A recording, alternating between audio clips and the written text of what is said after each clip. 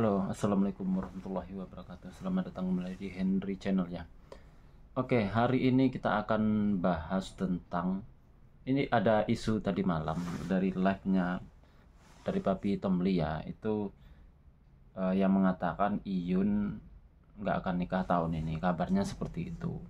Tapi kita belum tahu juga kebenarannya.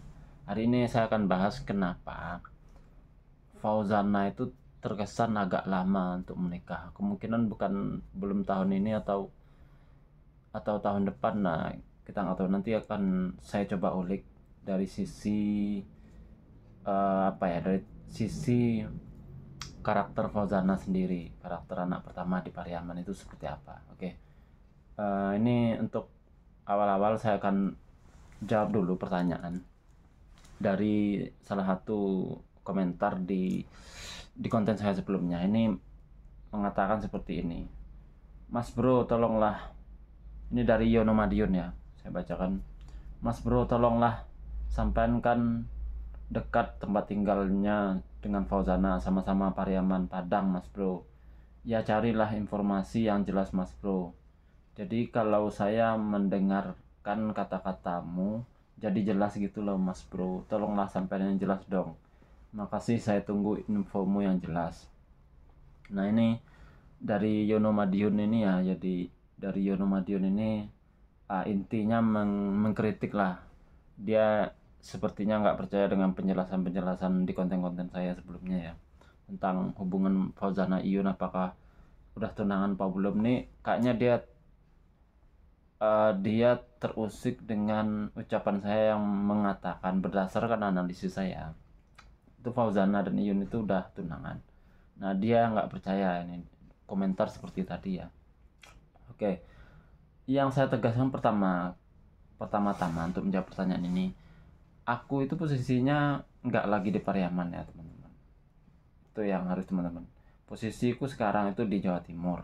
Nah, itu yang harus diketahui ya. Terus yang kedua, kalaupun posisiku di Pariaman, mencari informasi ke kampungnya Fauzana itu nggak semudah itu juga teman-teman. Karena apa? Karena dari pihak barat dan timur pun itu memang sengaja menutup informasi itu rapat-rapat. Nah, yang bisa kita baca itu sebenarnya kode-kode. Misalnya kalau di Pariaman itu sendiri kita nggak sama dengan di sini model tradisinya teman-teman. Misalnya aku laki-laki ini ya, itu bertamu ke rumah seorang perempuan menanyakan hal-hal yang berkaitan dengan anak perempuannya, itu pamali teman-teman. Di sana itu sesuatu yang dilarang teman-teman. Makanya kenapa dilarang? Iya, karena budayanya di sana itu masih sangat kuat. Jadi kalau Anda misalnya pacaran itu terang-terangan di depan orang tua, misalnya aku ada seorang laki-laki bertamu ke rumahnya, aku ngapel pak, nggak ada ya konsep seperti itu kan. Konsep ngapel ke rumah perempuan itu nggak ada di sana. Anda akan dikeproi sama bapak dan ibunya, karena ya saking kuatnya budaya di sana. Makanya orang pacaran di sana itu nggak ada yang terang-terangan, kebanyakan itu sembunyi-sembunyi. Nggak ada yang terang-terangan ke rumah orang tuanya, ngajak jalan. Nggak ada konsep seperti itu kalau di Pariaman, terutama di kampung-kampungnya. Apalagi kampung Fauzana itu jauh dari perkotaan, lebih jauh daripada kampungku. Itu yang harus teman-teman ketahui. Jadi mencari informasi terkait status hubungannya itu agak sulit sebenarnya, kalaupun posisiku di Pariaman ya. Itu yang harus diketahui. Kalaupun cara yang ekstrim, misalnya sebagai laki-laki ya, misalnya melamar anaknya Buya yaitu Fauzana.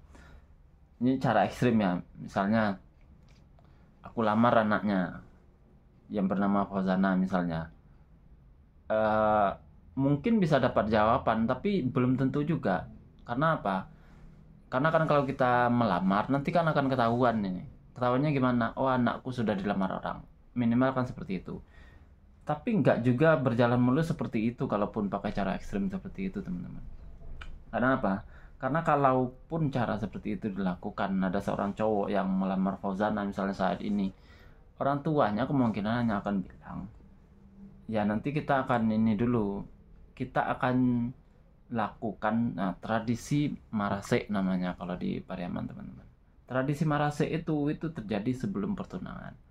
Nah, tradisi marase itu adalah pihak perempuan itu meneliti nasab-nasab dan kelayakan dari pihak laki-laki yang akan jadi suaminya. Paling-paling orang tuanya akan seperti itu, dan gak akan terjawab juga apakah Fauzana dan Iyun itu udah tunangan apa belum. Nah, tapi yang bisa dilakukan adalah, ya kita bisa lihat dari VT-VT-nya Mas Iyun yang lalu-lalu, yang men-spill kalau dia pernah ke Padang, pernah jalan-jalan ke Bukit Tinggi, pernah jalan-jalan ke mana itu, ke Kelok 9. Nah, itu yang harus teman-teman ketahui. Itu udah aku jelasin di konten sebelumnya. Lihat aja di kontenku yang di bawah-bawah itu udah pernah aku jelaskan tentang apa keperluan mesin di Padang, itu udah aku jelaskan. Nah, hari ini aku akan fokuskan ke membahas tentang dari sisi Fauzananya. Nah, dari sisi Fauzananya kenapa terkesan agak lambat, nanti aku akan jelaskan. Ini kita lihat dulu live terbarunya Mas Yun ya, yang tadi malam ya. Saya sebentar.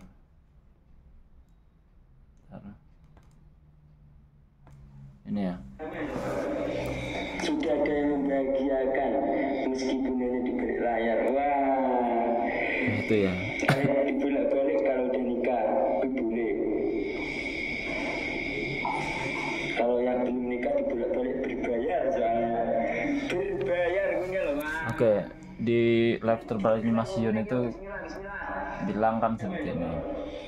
Sudah ada yang membahagiakan. Beliau sudah ada yang membahagiakan walaupun di balik layar. Nah, untuk kata-kata itu kan kita bisa melihat dari sejarah-sejarahnya yang lalu lah, bahwa hubungan Iyun dan Fauzana itu kan dari sejak bulan September tahun lalu itu memang udah diprivasi, teman-teman. Itu yang menyetujui adalah mereka berdua.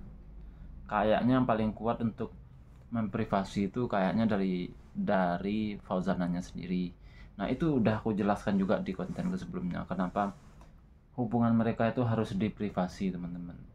Ya, yang pernah aku jelaskan ya, pertama ya, Fauzana itu kan ayahnya seorang ulama, teman-teman. Jadi nggak etis lah, nggak pantas lah rasanya ketika mereka pacaran, walaupun pacarannya bukan langsung ke Mas Iyunnya, nggak ngapel ke rumah orang tuanya, tapi tetap aja kelihatannya nggak pantas, nggak etis, apalagi ditonton banyak orang di sosial media. Nah, makanya itu hubungan mereka alasannya salah satunya diprivasi karena bapaknya seorang ulama, teman-teman ya. Nah, di sana kan Mas Yun di video yang tadi kan juga udah menjelaskan bahwa hubungannya, bahwa dia sudah ada membahagiakan walaupun di balik layar. Nah, kita tahu ya di balik layar itu ya yang seperti yang tak bilang dari kemarin, mereka itu masih ada hubungan walaupun di balik layar. Nah, itu ya karena hubungan di privasi itu kan ya identik dengan Iyun dan Fauzana. Memang Iyun pun pernah bilang kan hubungan mereka untuk sementara di privasi dulu. Pernah juga curhat ke salah satu kaki tangannya Mami Hesti, bilang bahwa kalau nggak di privasi hubungan mereka, konten-konten sapiku akan ketenggelam. Jadi yang akan muncul itulah kisah percintaanku, kata Mas Yun. Mas Yun itu sendiri yang bilang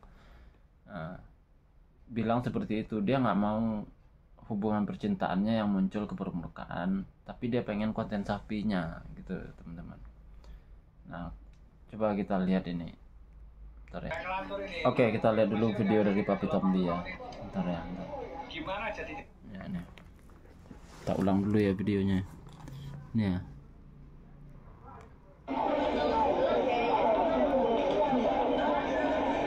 Nah ini ya Gimana videonya. jadinya nikah Mas Yun ya? Ngelantur ini nggak mungkin. Mas Yun nggak akan nikah dalam waktu tahun ini. Itu informasi pertama ya dari Papi Tomli. Mas Roni kapan nikah? Nggak tahu. Diupdate ya orang ini enggak ya? Ini informasi kedua tentang Nggak tahu. tentang Jelas nikah pernikahan tahun Mas ini, Roni nggak ya. tahu tahun apa, bulan apa? Kalau nggak diumumin nggak rame Ron. Ini live tadi malam ya. Emang ada kemungkinan nggak? Kalau tahu masih Ada kemungkinan nggak apa? Bisa tahun depan. enggak. Tahun ini. Tahun ini pasti. Nah, enggak, posibilitasnya berapa persen? Tahun ini 90% apa 50%? 90. Oke. Mas Roni akan nikah tahun ini kawan-kawan, tapi nggak tahu bisa November, Desember nggak tahu kita. Gimana Ya, itu ya. nikah Mas Yun ya? Ngelantur ini nggak mungkin. Mas Yun nggak akan nikah dalam waktu tahun ini. Oke, dari video live tadi malam ini insya Allah ya. Dari video live tadi malam itu mengatakan bahwa ada orang yang mengatakan, mungkin ada orang yang komentar Mas Yun live Mas Yun nikah tahun ini ya. Oh, ngelantur ini kata Papi Tomli. Mas Yun nggak akan nikah tahun ini. Nah kemudian yang kedua, informasi yang kedua, Mas Roni akan nikah tahun ini, nggak tahu di bulan November atau Desember kalau nggak salah itu informasinya ya. Oke, kita kan, kalau aku kan udah masih berkesimpulan Iyuna Fauzana itu udah tunangan. Nah yang selanjutnya dari tahap pertunangan itu adalah pernikahan ya pastinya ya. Nah kalau misalnya Papi Tomli bilang Mas Yun nggak akan nikah tahun ini, nah itu bisa jadi kemungkinan tahun depan. Nah tapi kenapa kok Fauzana itu terkesan, dari pihak Fauzana ini ya, aku ngomong dari pihak Fauzana, bisa juga dari pihak Iyun juga yang berusaha menunda itu. Ini aku kulik aja dari pihak Fauzana dulu. Kenapa dari pihak Fauzana itu terkesan untuk menunda pernikahannya, mungkin tahun depan atau tahun selanjutnya, atau bisa jadi tahun ini, kita nggak tahu. Karena apa? Karena Papi Tomli pun pernah bilang kalau beliau mengundurkan diri sebagai seseorang memberikan info A1. Berarti kalaupun beliau menyatakan Mas Iyun nggak nikah tahun ini, belum tentu juga itu yang benar. Bisa jadi juga tahun ini. Nah semuanya bisa terjadi. Karena kita nggak tahu di sosmed itu ya itu teman-teman. Seluruh pernyataan yang diucapkan itu belum tentu sesuatu yang benar. Nah itu yang harus teman-teman ketahui. Nah cuman aku ini aja dulu ambil kesimpulan, mungkin omongan ucapan Papi Tomli itu benar, Mas Yun nggak nikah tahun ini, mungkin tahun depan atau tahun depannya lagi. Nah kenapa Fauzana terkesan menunda-nunda pernikahannya? Yang bisa aku katakan adalah begini teman-teman. Fauzana itu statusnya di Pariaman ini dari sisi kebiasaan orang Pariaman ya. Dari sisi kebiasaan orang Pariaman, kakak perempuan atau anak pertama, baik laki-laki atau perempuan, bahkan perempuan ya, terutama perempuan, karena di sana sistem matrilineal ya. Kakak perempuan itu punya beban yang berat sebenarnya teman-teman. Punya beban berat, yaitu dia kalaupun setelah menikah, sebelum menikah ataupun setelah menikah, dia itu punya kewajiban untuk tetap mengayomi adik-adiknya. Mengayomi itu nggak hanya dari sisi memberi memberi wejangan atau nasihat-nasihat, tapi ya dari sisi ekonomi jika diperlukan teman-teman. Nah itu yang harus diketahui teman-teman. Sebagai contoh ya, misalnya mbakku ya, aku ini kan anak ketiga ya. Aku ini sebenarnya struktur keluarganya juga mirip dengan Fauzana teman-teman. Di keluarga itu ibu bapakku punya anak 5 orang, laki-lakinya 2, perempuannya 3, sama dengan struktur dengan jumlahnya laki-laki perempuan di keluarga Fauzana ya. Jadi ketika mbakku itu mau nikah, itu dia itu semacam, mbakku itu yang nomor satu juga ya, aku manggilnya juga Elo. Jadi mbakku itu sebelum dia mempertimbangkan aku ini, ketika dia gini, ketika dia didesak-desak oleh orang tuaku untuk segera menikah karena usianya udah lebih dari 25 pada saat itu. Dia tuh masih gamang karena apa? Karena adik-adiknya ini masih banyak yang kuliah dan belum tamat. Nah, dia janji ke orang tuaku untuk supaya aku dan satu adikku yang lainnya itu tamat dulu kuliahnya. Nanti dia setelah aku dan adikku yang perempuan satunya lagi itu tamat kuliah, baru dia akan merasa bebannya akan ringan gitulah ya, untuk menatap rumah tangga. Nah, kemungkinan Fauzana pun dari sisi psikologis itu juga berpikiran seperti itu, teman-teman. Dia akan merasa terbebani kalau adik-adiknya itu belum mandiri secara pekerjaan ataupun ekonomi, teman-teman. Nah, kita lihat yang menjadi tanggungannya itu kan sebenarnya yang paling tanggung Fauzana yang masih belum bisa mandiri secara ekonomi itu kan sebenarnya ya ada 2 laki-laki dan ada 1 perempuan, yaitu Bada ya. Kalau Kak Ji itu insya Allah udah ini ya, dia udah punya pekerjaan tetap sebagai meneruskan usaha ibunya ya, usaha pelaminan. Nah, kalau Bada ini teman-teman, Bada itu kan masih ikut Fauzana, masih jadi asisten. Nah, dia akan memikirkan bagaimana caranya ketika dia mau menikah, dia akan memastikan si Bada ini akan bisa mandiri secara ekonomi dan secara secara ekonomi lah terutama. Karena kita tahu siapa itu calonnya Bada itu juga katanya masih kuliah, teman-teman. Kamu bayangin gimana jadi Fauzana itu ketika calon adiknya itu juga belum bekerja. Itu jadi mungkin ya jadi pemikiran juga sama Fauzana, jadi beban pemikiran juga. Makanya di Fauzana Wear yang sekarang itu lagi rame di Fauzana kan live-nya di Fauzana Wear sekarang. Baju-bajunya kan dijualin, baju-baju bekasnya. Nah, itu uangnya itu diberikan ke Bada, teman-teman. Itu teman-teman bisa ini sendiri, bisa dengar sendiri kata-kata Fauzana itu pernah ngomong begini, teman-teman. Waktu di jualan Fauzana, waktu jualan baju-baju bekas Fauzana sendiri ya, itu pernah ngomong sendiri, ini aja ini 150 aja buat teman-teman, kata Fauzana ketika menawarkan jasnya dressnya gitu. Ini murah aja 150 teman-teman, supaya si Bada cepat kaya katanya. Ada kata-kata seperti itu, teman-teman. Itu dari Fauzana sendiri. Nah, artinya apa? Ya kemungkinan dia juga memikirkan, terutama Bada dan 2 adik laki-lakinya ini, terutama Bada lah, karena 2 adik laki-lakinya ya terbilang masih kecil ya. Mungkin dia akan bisa bantu juga ketika dia sudah menikah, walaupun ngebantu adik perempuan itu sebenarnya di sana itu lebih diutamakan. Karena apa? Karena laki-laki itu kan dianggap lebih kuat, harusnya lebih mandiri.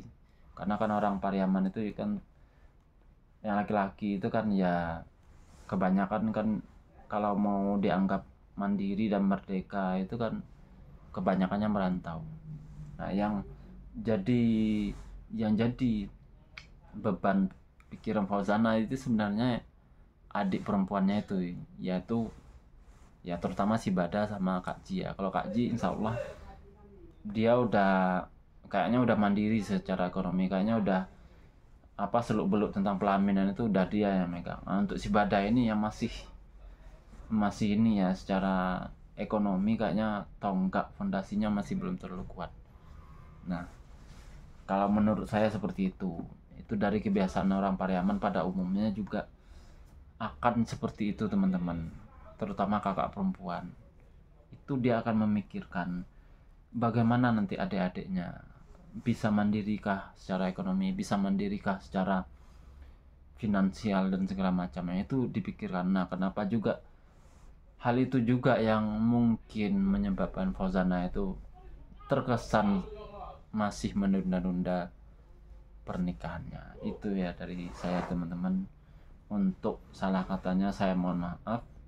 Nanti kalau ada komen-komen silahkan di komen aja, nanti kita mau bahas apa lagi yang menarik untuk dibahas. Oke, hari ini itu aja dulu dari saya. Assalamualaikum warahmatullahi wabarakatuh.